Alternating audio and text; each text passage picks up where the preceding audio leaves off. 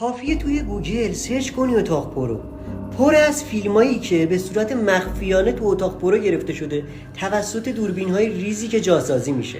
متاسفانه این روزام خیلی زیاد شده. ولی یه روشی وجود داره که با موبایلتون بفهمید تو مکانی که هستید دوربین مخفی جاسازی شده یا نه.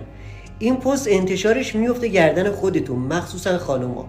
آقایون هم مراقب باشید، تو خیلی از جلسات مهمی که دارید ممکنه که دوربین جاسازی شده باشه. با این روش میتونید بفهمید.